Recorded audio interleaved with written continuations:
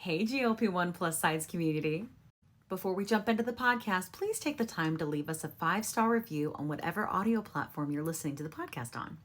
Share your story and how the podcast has helped you. This will help us get referred up in the audio platform so that we can reach more people that need our help, our support, and guidance from our doctors. Help us get loud and change things. We do have a special guest with us today, like we usually do, and It is Alex, and I'm going to try to say his name right, Guevara. We'll see. I'm going to invite him so he can correct me because he is from the UK, and he probably says it better than I do. So here he is. And I'm still laughing about that only. How are you? Good afternoon. I am great, thank you, and delighted to be here. So we're so excited to have you. We're so excited. I feel like the ugly duckling in the room. What? Is it just because we're all so beautiful? Is that what it is? I know. Look, You got it. You got hair. it. You got it. That's Kim is on it. So. Well, That's thank hilarious. you so much for coming, and you're far from an ugly duckling. We are super pleased to have you here. And Now, that's okay. if you could tell us, I'm actually still recovering from. I looked up cat's butt stuff, but I think I've got different results for you guys. So. You said it's an I'm really not OnlyFans, sure huh? about. I'm really not sure that this is really what I was expecting to find. But let's not It's very, let's very not dwell tongue on in that. cheek. I'll Yep. clear the history browser later. good decision. Very good decision. They'll come after you. Yeah. Right. Not You're all gonna get work some that weird work. recommendations now. Oh yeah. Uh-oh. Well, tell us a little bit about you. We know a few things, but obviously our audience may not. So we'd like to know kind of what you do, what your specialty is, so maybe special things that you have created. Mm-hmm. Go. Yeah, for sure. So I'm actually an advanced practice provider. You guys have those in the States as well. So they're generally drawn from other specialties like nursing or pharmacy. And I've done that for quite a few years. My specialty is primary care, but I've struggled significantly with my weight, and I'm really I'm really interested to hear you guys talk about this trauma issue. I started eating, just copious amounts of sweet candy and stuff, when I was young. I think as a self-soothing tool.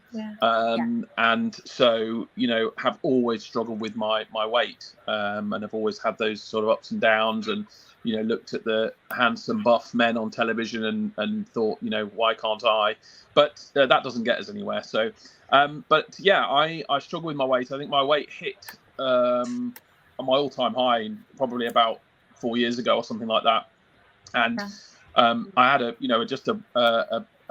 wealth of problems with that: sleep apnea, breathlessness, really quite bad asthma, terrible sleep generally, quite hard to play with my kids, difficult to bend over and tie your shoelaces. So some stuff that is, you just kind of get really, really low about it, I think. And at that point, it's kind of difficult, isn't it, when you're seeing other people and trying to give health advice to other people and prescribing medications to help other people. Yeah. But this was kind of, this is a good few years ago. So I kind of just researching, weight loss and what would help me. I kind of stumbled across what was then Ozempic, which was really back then the only thing that existed. Oh no, it wasn't actually. No, I'm not telling you the truth. It was Saxenda first. Saxenda. So I tried Saxenda first, which was pretty new. And did really well on that actually, and I only swapped over to Ozempic because Ozempic came out and it was the weekly one, and the Saxenda was a pain in the butt to remember to do daily, and you're covered in bruises, looking like a pincushion. But yeah, and I did really well on them, and I had all this, I couldn't really believe it actually, this epiphany of not wanting to go to the fridge all the time, and not hunting around the cupboards. I used to spend inordinate hours hunting around the cupboards, without this realization that actually you're not hungry, you're bored, or you're looking for the dopamine reward of how something tastes, and that was the big factor for me. And so that really changed a lot of things, and I couldn't really understand why or how it was. I mean, you get a lot of people who say to you, this drug is not a miracle, it's not magic, it's just a tool. And actually, I don't subscribe to that. It has been magic for me, and it has been a miracle for a lot of people. So I think a miracle is in the eye of the beholder, isn't it? Yes. And my wife's reaction when she beheld me was great. So I think so that was hugely revelatory to me, and then I couldn't work out what was going on. So I climbed into a rabbit hole that I then have spent the last kind of 3 to 4 years in, just soaking up every bit of knowledge about GLP-1 therapies, to the point where I felt confident to start prescribing them, and seeing the benefit that people had, getting that amazing that amazing reaction from people when they say to you, I can't believe this, I'm not hungry, what is going on, what kind of voodoo is this, that sort of stuff. Because there's nothing like it, there's nothing else like it, Right. And so that's where it's been for me. Then it's been a mixture of treating patients, and then of course starting the Facebook groups to try and spread the word around advocating for obesity treatments or anti-obesity treatments, and trying to help people understand how the medications work, how to get the best results from them, and just really try and empower people to go out in the world with that knowledge to advocate for themselves, because there's nothing more powerful than a patient who can advocate for themselves to their healthcare provider and say, well, actually, this is probably what I need. And as healthcare providers, the situation is pretty dire in terms of the amount of people who need support for obesity relative to the amount of people who are trained to give it. I'd suggest it's probably currently the biggest mismatch in health history. So, and from there, kind of, I've been on sort of TV and I'm on TV and the press here in the UK quite a bit, which nobody cares about in the US, obviously. But I care. I've been working behind the scenes with some US Alex. companies. Yeah, I've been working behind the scenes with some US companies as well, just to help them understand how best to roll out GLP-1s, because a lot of the telehealth providers kind of didn't know what to do, when they started coming out. So and as I was saying to Kim before we started, I've just finished an interview with the Wall Street Journal. So it's exploding, which is a good thing from an awareness point of view, but it's starting to cause some stresses and pressures around in the system for patients as well, of course. Yeah. Indeed. Yes. Yeah. It's interesting to know that you have sort of dealt with this, as well. And I know that there is a lot of controversy around using for example, Victoza or Ozempic or even Mounjaro, for non-type 2 diabetes treatment. And, we've talked with some other doctors that really talked about how it's kind of the same biological dysfunction, but kind of on a spectrum at different stages. Mm-hmm. But I'm curious, in terms of Mounjaro specifically, it's a little different, right? Than the other GLP-1s we've talked about. Yeah. And the title of this episode is Mounjaro Tomorrow. Is it the future of obesity medical treatment? Is it going to be something that replaces surgery? And I really would just like your take on that, because something we like to do on the podcast is bring different perspectives, as opposed to just having one narrative, because I'm done with that bullshit. I want to know all the things. I want all of our people to know all the things. So how do you feel about that? And how do you feel about Mounjaro, kind of being this next class and this evolution of medication? So I think it's interesting, isn't it? We're going to look back on this conversation in a few years and probably realize what a very basic conversation it was. Because what's happening now is the floodgates have opened for the development of and the evolution of anti-obesity medications. So this is really what we like to call them now, anti-obesity medications, AOMs, like antihypertensives, And I don't subscribe, by the way, to this whole, you can't use this and this for this. It's a crock. Okay, it only exists. Yeah. It's important for people to understand it only exists because of the way that the system works in terms of saying, well, this drug has to have a wrapper, have a label, and have a marketing license. Okay, drugs have been used off-label or off-license, whatever you want to call it, for decades, and this is no different. What has happened is the shortages have created polarization and a little mini war where people who can't get their medication feel troubled and distressed by that, which is completely understandable. And the off-label use has become somewhat divisive. But if you can step back from that, for me as a clinician, I want to treat all my patients. I don't want to just treat these with this because this label says it's approved for this. So the whole approval thing is a bit of smoke and mirrors in terms of what these drugs do for the body, because regardless of whether you have overweight, regardless of whether you're carrying excess weight with comorbidities, regardless of whether you are pushed into this lovely class of weights that we love to push people into, you're obese class 1, class 2, class 3, you're morbidly obese, all these horrible terms that we talk about. We're so behind into I'm not going to go on a tangent, I promise, because I know it's okay. We like tangents here. But this is such a key thing, is we've gone a long way in the medical community to make sure that we don't talk about Joe Blogs or John Doe as he is a diabetic, okay? Because what you're doing there is you're defining somebody by their illness. So he's not a diabetic. He's a person with diabetes. He's a person who has diabetes. And by the same token, nobody is obese, okay? You are a person with obesity, or you are a person in a larger body. We're not defined by our diseases. So we need to think about this, this language that we use to try and, address people as a person. And when you do that, you see people as the people, not as the disease. So everybody who's in this room who has obesity, who's living in a larger body, who has pre-diabetes, who has insulin resistance, who has type 2 diabetes, of any type 2 non-insulin dependent, type 2 insulin dependent, all these people would benefit from incretin therapy, okay? Because incretin therapy is what we're talking about. So the incretins are the natural hormones that we are synthesizing to produce the results that we are.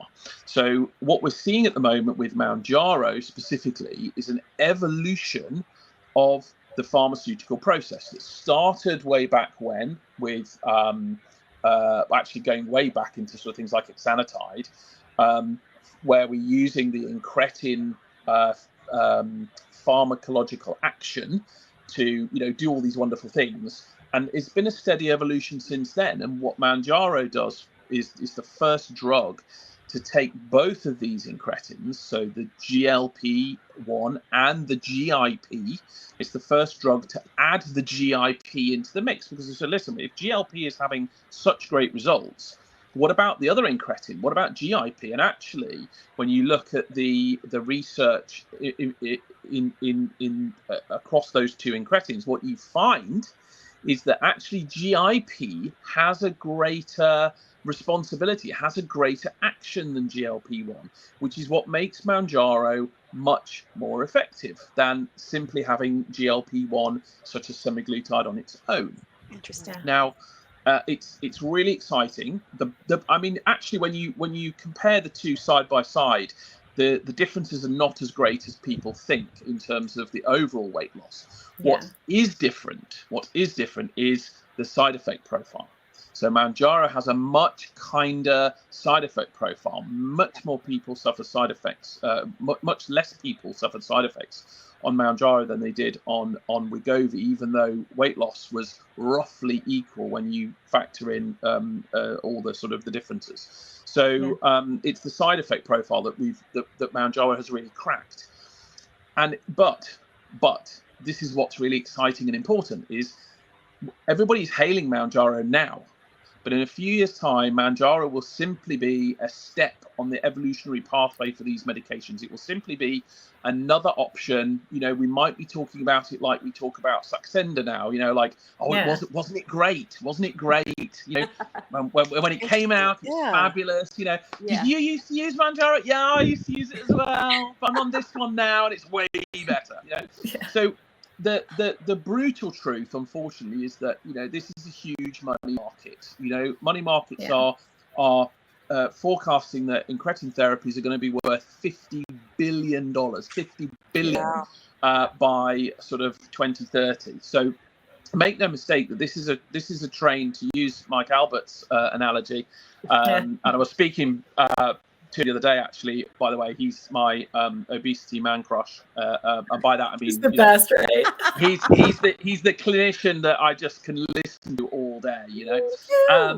So Alex loved him. we talk about this is a common analogy, this train, getting on the train, and the train has left the station for sure in terms of obesity treatment, but make no mistake, it's also left the station for obesity treatments. And this is now the next big class of drugs that people are looking to develop to earn money for their shareholders. So you've got Novo Nordisk, you've got Eli Lilly, you've got Pfizer coming into the battle now. So Mounjaro is fantastic. There's no doubt about that. It's going to be short for some time, I think, because there's a huge demand, and it's definitely the latest evolution. But please, be clear that it is only the latest evolution that is going to get taken over in the next few years by other similar medications.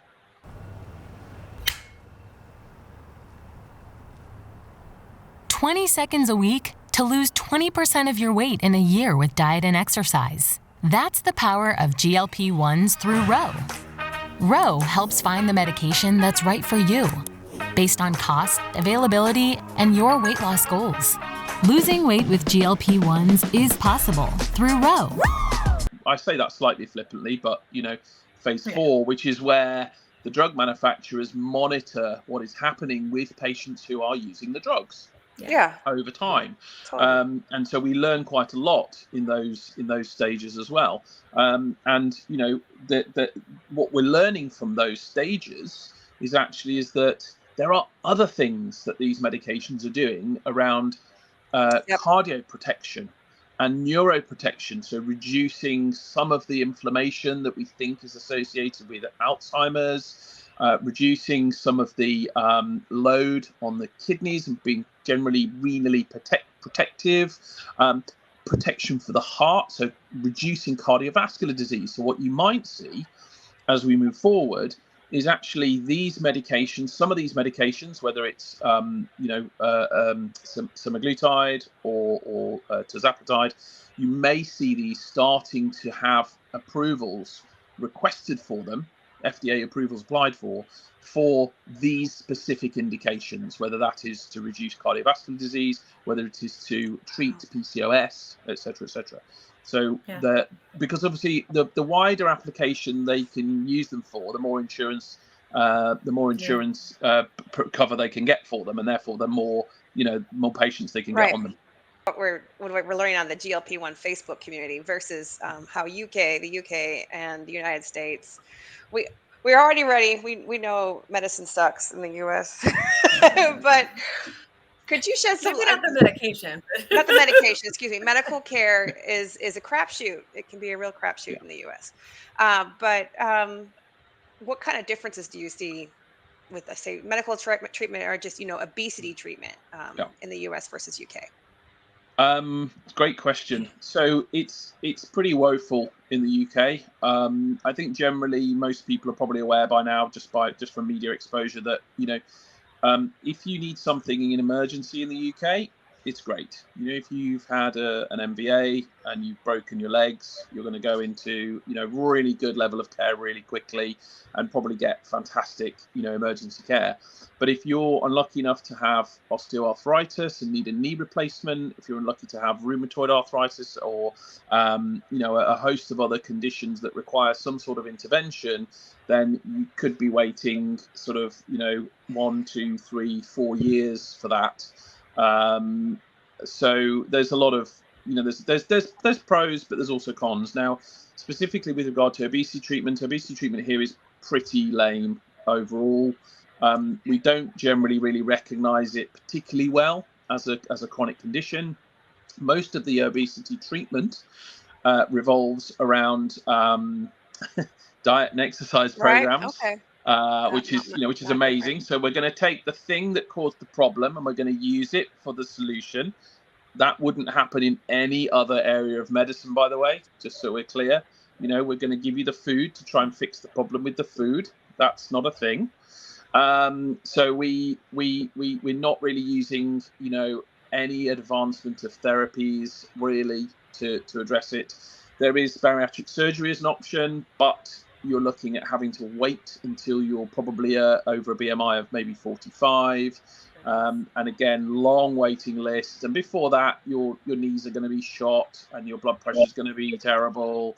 And you're not going to come back from some of these things, because just helping people lose weight does not reverse the damage that is done to your body over time. It just doesn't. Your knees don't grow back. The stuff that's missing in your knees, that's been worn away from having too much weight on them, does not grow back. The change in your blood vessels that causes high blood pressure is not magically going to disappear just because you lose weight. So we're getting to these people far too late. Now, in terms of GLP-1s, we have Saxenda and Ozempic, which are available privately. So you just pay cash for those. We don't have those on the health service, the socialized health system.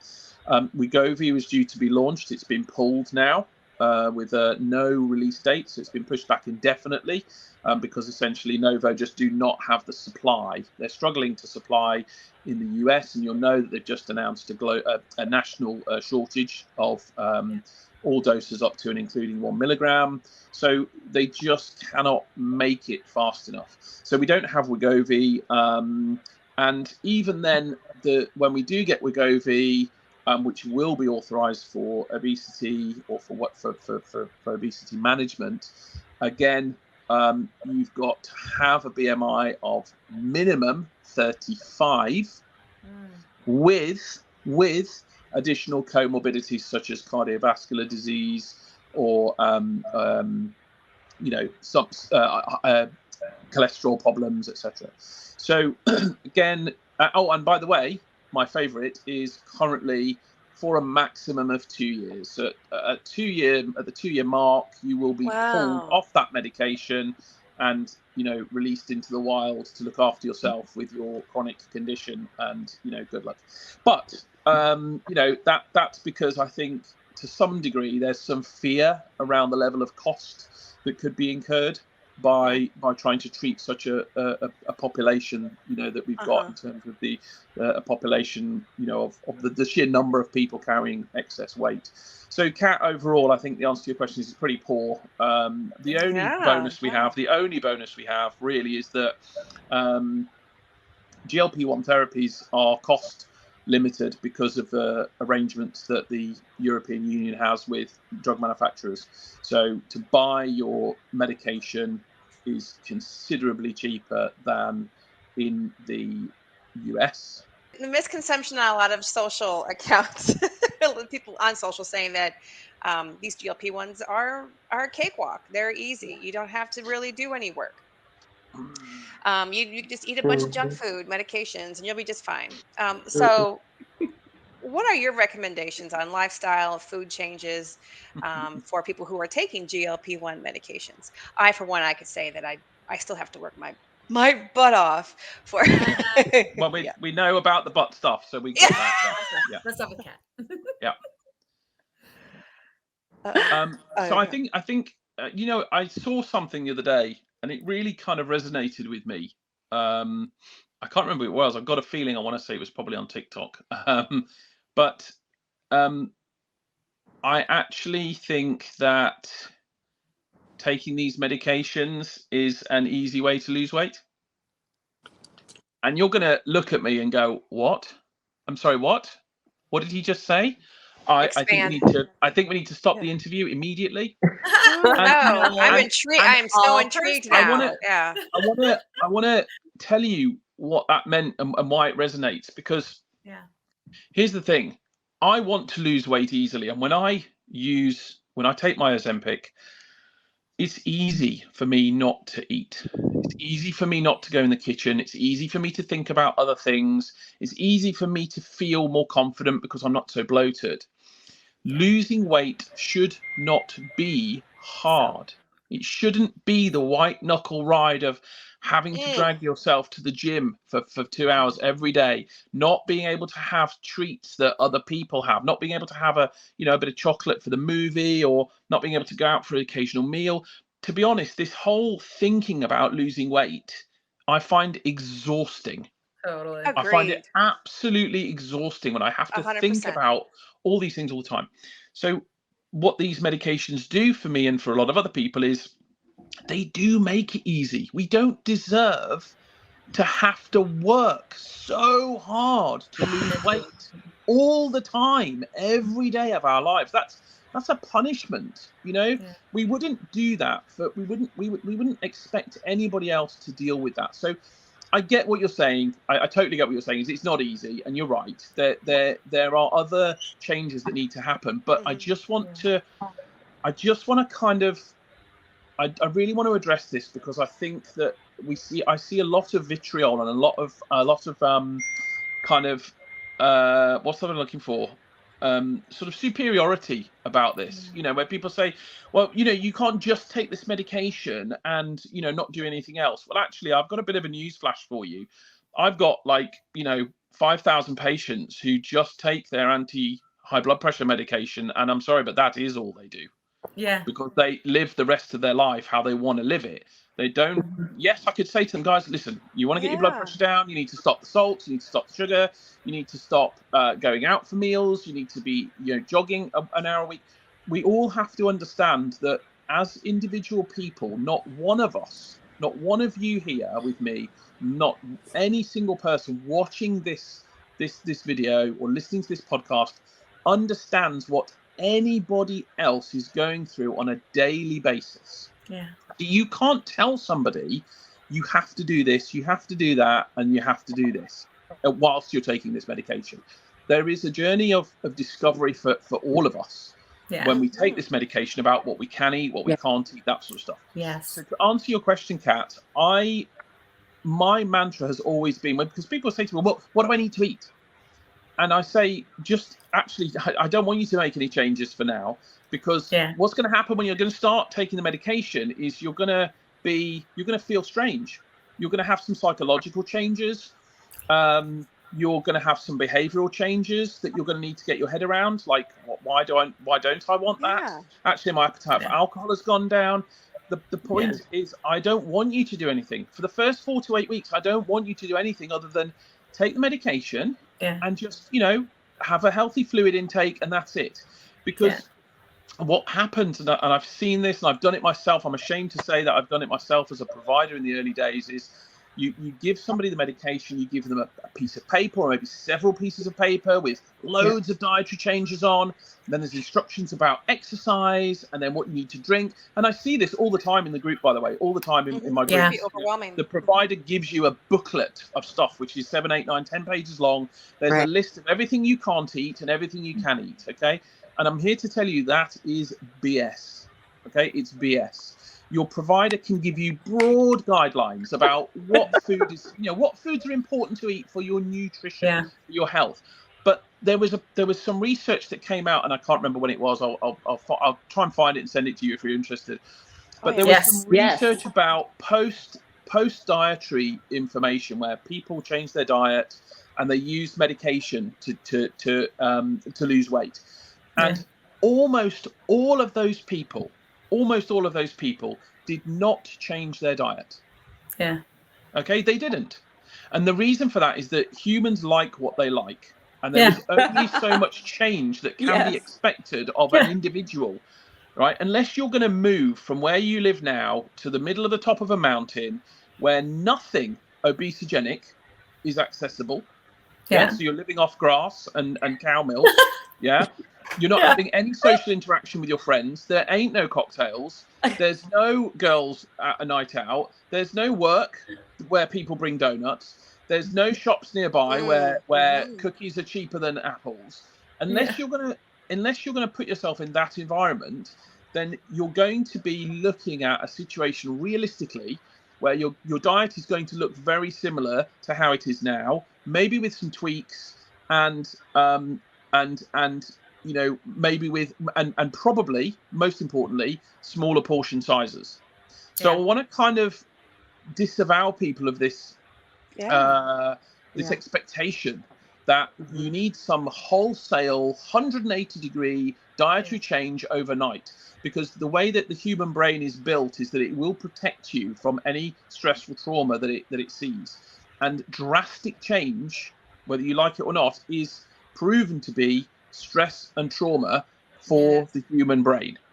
Okay, and that's why you get people with sugar cravings and all sorts of problematic behaviours that stem from highly restrictive diets. So, excuse me.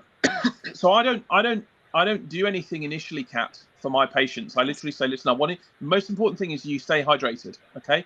Other than that, we're going to speak on a weekly basis, and I want you to tell me what you're experiencing and what you found.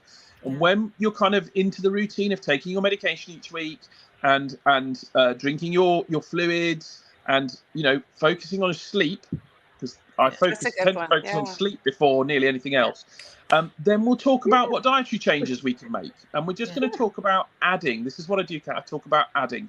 So dietary changes are often focused on in a restrictive or removal. So I like to add. Okay, so you can eat what you want, but I want you to add some vegetables. I want you to add some fiber. Right, I want you to add a bit of protein, because actually when you add those things, there's less room for the other stuff that can cause some of the issues, the processed food. So I'm not a big fan of calorie counting. I'll tell you now, I think it's fundamentally flawed. There's lots of research that shows that although it is a benefit for some people, for other people it can lead to obsessive behavior. So again, it's just one of these tools that does it suit you or does it not? But it's hugely inaccurate anyway. Yeah. So I want people to get to I'm happy to do it with somebody, if that's what they want to try, but it's not going to last. So what we want to do is get to a position where you're focusing on portion size, not calorie counting. Okay, so you intuitively know, what sort of portion of protein should I be having? What sort of portion of vegetables should I be having? And focus on adding that stuff in. And then the last thing I generally add in is exercise, because that tends to be the lowest return on investment. In other words, exercise gives you the poorest return for weight loss. I tend to try and ask people not to think of exercise in terms of weight loss, but in terms of health, because otherwise what tends to happen is you get people saying, well, I've just eaten this and now I need to go and do this to burn it off. And that's fundamentally an unhealthy way to think about, your body. So that's a binge and purge. I don't know if that answers your question, but no, it totally did. It totally does. You actually opened my eyes to a lot more. Food has definitely been a very dominant voice in my head. That's not the main focus anymore. Dieting, exercising, and adding GLP-1s through Row is a game changer. I have such a sense of mental freedom since I started with Row. Food no longer controls my thoughts. Family time used to revolve around food, and now it revolves around what we're gonna go do together.